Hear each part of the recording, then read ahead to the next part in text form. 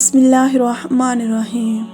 حضرت ابو ذر رضی اللہ تعالیٰ عنہ فرماتے ہیں کہ نبی اکرم صلی اللہ علیہ وآلہ وسلم سردی کے موسم میں جب پتے درختوں سے گر رہے تھے باہر نکلے اور آپ صلی اللہ علیہ وآلہ وسلم نے ایک درخت کی 2 شاخیں پکڑی تو پتے مزید گرنے لگے، تو آپ صلی اللہ علیہ وآلہ وسلم نے ارشاد فرمایا، اے ابو ذر!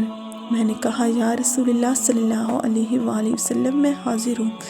پھر آپ صلی اللہ علیہ وآلہ وسلم نے فرمایا، مسلمان بندہ جب اللہ کو راضی کرنے کے جذبے سے نماز پڑھتا ہے، مسلمان بندہ جب اللہ کو راضی کرنے کے جذبے سے نماز پڑھتا ہے تو اس کے گناہ اس طرح جھڑ جاتے ہیں جس طرح یہ پتے درخت سے جھڑ رہے ہیں۔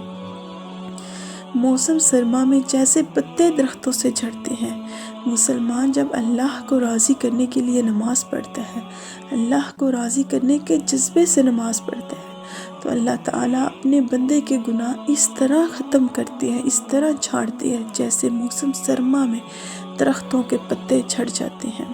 حضرت جندب قمری رضی اللہ تعالیٰ عنہ سے روایت ہے کہ رسول اللہ صلی اللہ علیہ وآلہ وسلم نے ارشاد فرمایا، جس نے فجر کی نماز پڑھی وہ اللہ کی ذمہ داری میں داخل ہو گیا، اللہ کی ضمانت میں داخل ہو گیا۔ جس نے فجر کی نماز پڑھی وہ اللہ کی ذمہ داری میں داخل ہو گیا۔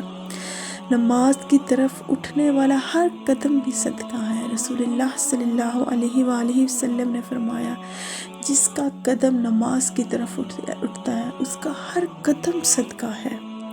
رسول اللہ صلی اللہ علیہ وآلہ وسلم نے فرمایا، ہمارے اور کافروں کے درمیان فرق صرف نماز ہے، جس نے نماز چھوڑ دی اس نے کفر کیا۔ مسلمان اور کفر و شرک کے درمیان فرق نماز ہے۔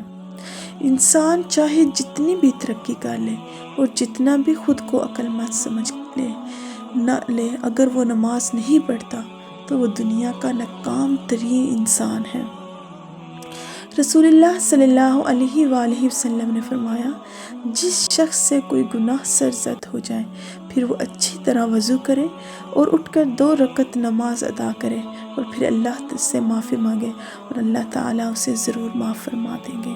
رسول اللہ صلی اللہ علیہ وآلہ وسلم کا فرمان کہ جس شخص سے کوئی گناہ ہو جائے وہ پھر اٹھے، اچھی طرح وضو کرے اور دل میں ندامت لیے 2 رکعت نماز ادا کرے اور پھر اللہ تعالیٰ سے اپنے اس گناہ کی معافی مانگے تو اللہ تعالیٰ رحیم ہے، وہ اللہ تعالیٰ اسے ضرور معاف فرما دیتے ہیں۔